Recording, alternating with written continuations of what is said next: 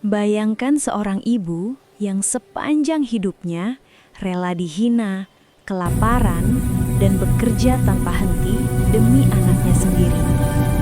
Namun, suatu hari, anak yang ia besarkan dengan doa dan air mata itu berdiri di depan rumah, dikelilingi para tetangga, lalu dengan suara lantang memfitnah ibunya tanpa rasa bersalah.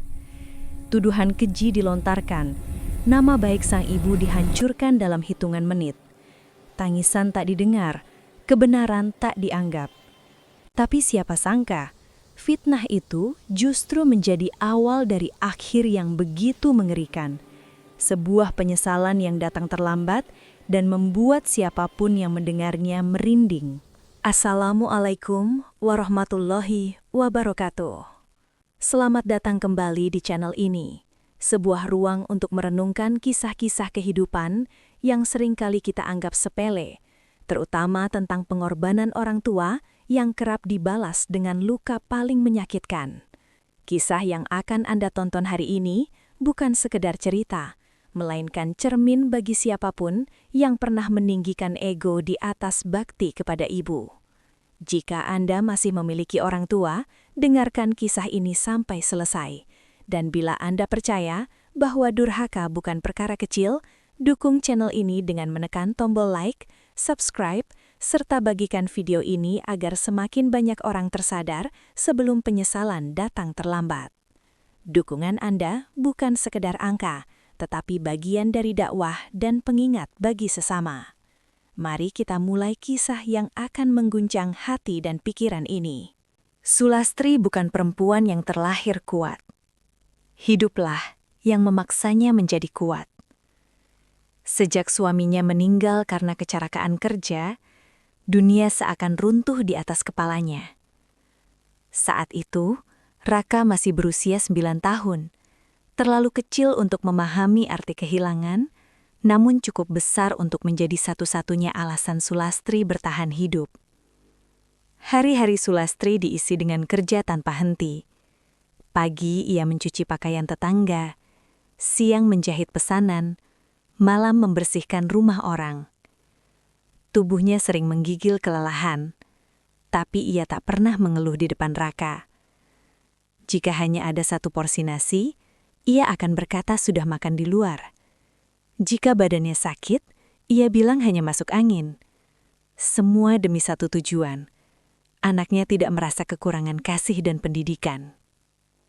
Sulastri ingin Raka sekolah tinggi. Ia ingin anaknya hidup lebih baik darinya. Setiap uang receh ia kumpulkan, setiap luka ia sembunyikan. Ia percaya, suatu hari nanti Raka akan mengerti dan membalas semua pengorbanannya dengan kebaikan. Namun waktu berjalan, dan Raka tumbuh dalam dunia yang berbeda. Ia mulai sadar bahwa hidup mereka tidak sama dengan teman-temannya. Sepatu lusuh, seragam tambalan, rumah sempit, semuanya menjadi bahan ejekan. Perlahan, rasa malu itu berubah menjadi kemarahan yang tak terucap. Sulastri melihat perubahan itu, tapi salah menafsirkannya. Ia mengira Raka hanya lelah, hanya terpengaruh usia. Ia tak pernah tahu bahwa di dalam hati anak yang ia besarkan dengan doa, mulai tumbuh rasa benci. Bukan pada keadaan, bukan pada takdir, tapi pada dirinya. Ibu yang telah memberikan segalanya, namun dianggap sebagai sumber penderitaan. Di titik inilah tragedi itu diam-diam mulai berjalan. Sulastri masih setia berdoa setiap malam untuk kebahagiaan anaknya. Tanpa sadar bahwa orang yang paling ia lindungi, kelak akan menjadi orang yang paling kejam melukainya. Seiring bertambahnya usia, Raka semakin tenggelam dalam rasa iri yang tak pernah ia akui secara jujur. Setiap kali melihat teman-temannya dijemput dengan motor baru, memakai ponsel mahal, atau bercerita tentang liburan keluarga, dadanya terasa sesak. Ia tersenyum di luar, tetapi di dalam kepalanya hanya ada satu pikiran. Hidupnya tidak adil. Masalahnya bukan kemiskinan. Masalahnya adalah cara Raka memaknai kemiskinan itu. Ia tidak melihat pengorbanan. Yang ia lihat hanyalah rasa malu. Ia tidak melihat perjuangan. Yang ia rasakan hanya gengsi yang terinjak. Dan sayangnya kemarahan itu tidak ia arahkan ke keadaan atau pada dirinya sendiri, melainkan pada orang yang paling mudah disalahkan, ibunya. Setiap kata Sulastri mulai terasa mengganggu. Nasihat berubah menjadi ceramah yang memuakkan. Perhatian dianggap sebagai pengawasan berlebihan. Bahkan doa ibunya pun terasa seperti beban. Raka mulai membentak. Nada suaranya meninggi. Kalimat-kalimat tajam keluar tanpa dipikirkan dampaknya. Ibu tahu apa tentang hidupku? Ucapan itu menusuk. Namun, Sulastri hanya terdiam. Ia memilih menelan sakit hati, berharap waktu akan menyembuhkan segalanya. Ia tidak tahu bahwa diamnya justru ditafsirkan Raka sebagai kelemahan. Di luar rumah, Raka mulai membangun citra lain. Ia berbohong tentang keluarganya.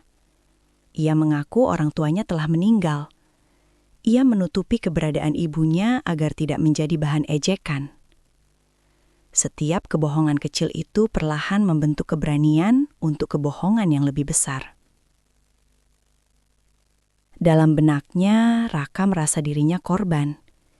Ia meyakini bahwa semua kegagalannya adalah akibat hidup miskin dan ibu yang tidak mampu memberi lebih. Pola pikir inilah yang berbahaya. Karena saat seseorang merasa sebagai korban, ia merasa berhak menyakiti orang lain. Sulastri masih percaya bahwa cinta seorang ibu akan selalu cukup. Ia tidak tahu bahwa di hati Raka, cinta itu sudah lama berubah menjadi beban. Dan dari kebencian yang disimpan inilah, sebuah tindakan tak termaafkan mulai direncanakan. Perlahan, dingin, dan tanpa rasa bersalah. Hari itu tidak hujan, tetapi suasana di depan rumah Sulastri terasa lebih gelap dari mendung manapun. Raka pulang dengan wajah tegang, rahang mengeras, dan mata penuh amarah yang sudah lama ia simpan. Tanpa salam, tanpa sepatah kata pun, hari itu tidak hujan, tetapi suasana di depan rumah Sulastri terasa lebih gelap dari mendung manapun.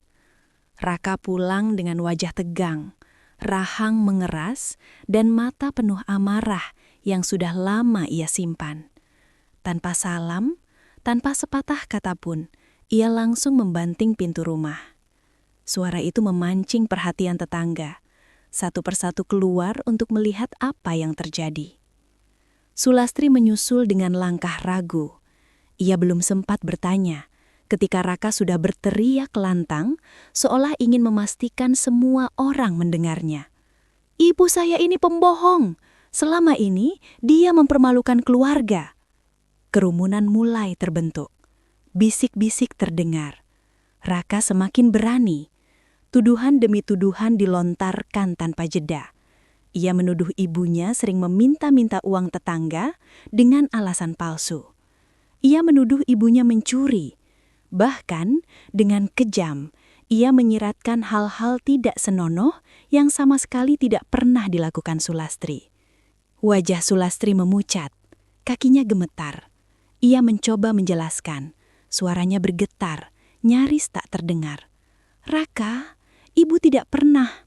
Namun kalimat itu terpotong oleh teriakan anaknya sendiri.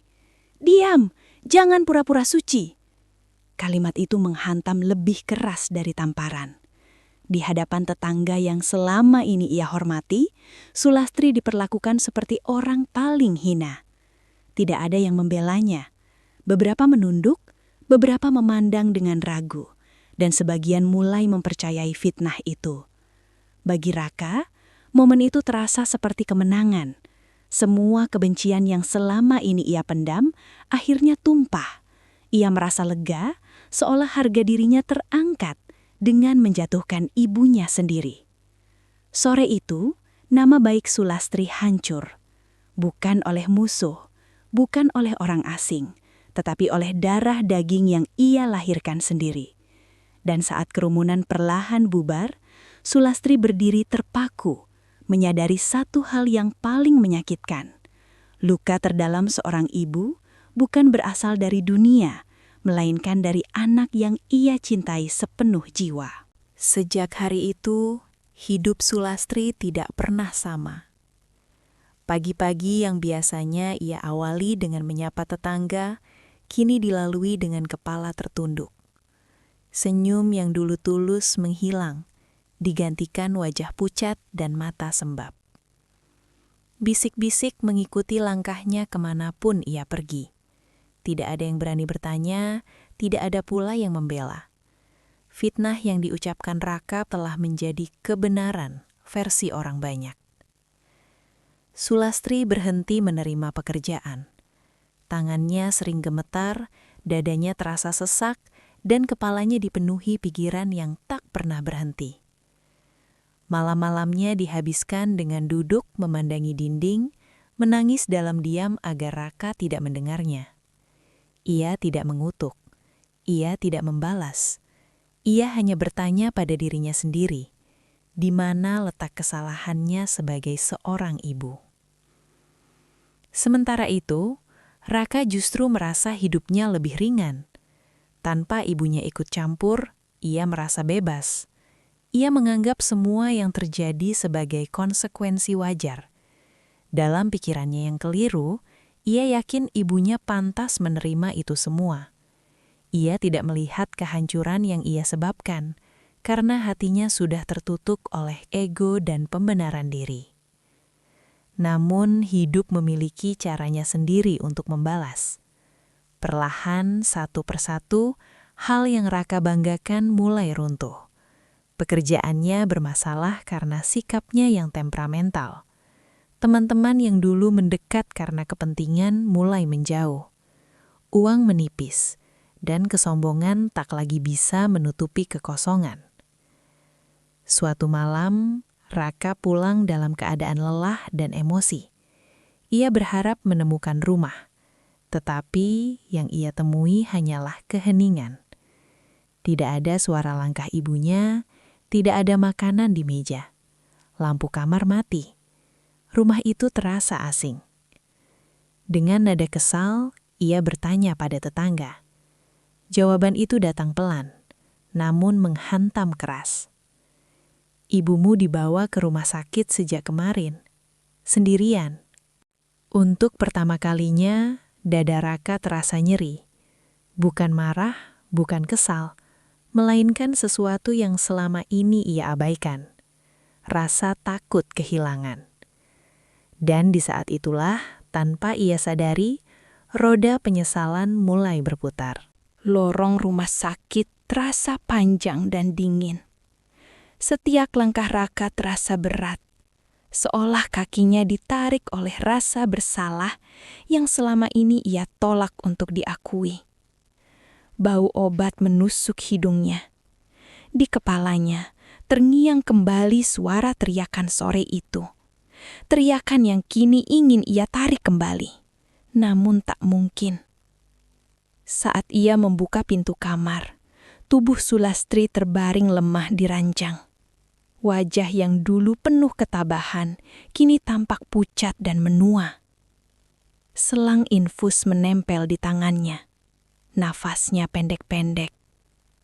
Untuk pertama kalinya, Raka melihat ibunya bukan sebagai beban, melainkan sebagai manusia rapuh yang telah ia hancurkan. Ia mendekat, berlutut dan menggenggam tangan itu. Tangannya dingin. Ibu, Raka di sini.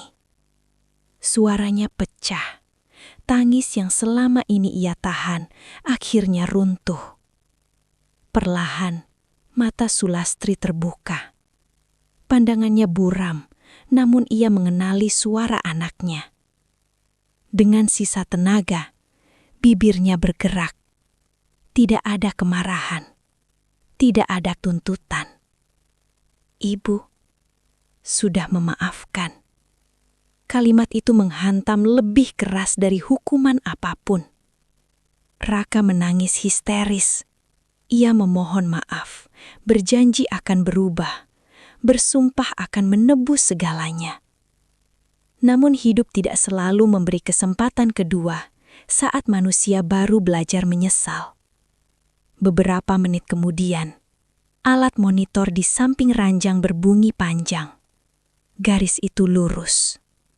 Sunyi. Dokter masuk. Perawat menunduk.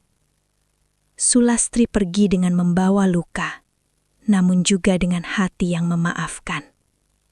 Raka berteriak, memeluk tubuh yang sudah tak bernyawa. Penyesalan itu kini abadi. Tidak ada lagi ibu yang mendoakan. Tidak ada lagi rumah yang menunggu. Yang tersisa hanyalah ingatan tentang fitnah yang pernah ia ucapkan. Fitnah yang merenggut segalanya. Dan di saat itulah, Raka memahami satu kebenaran pahit.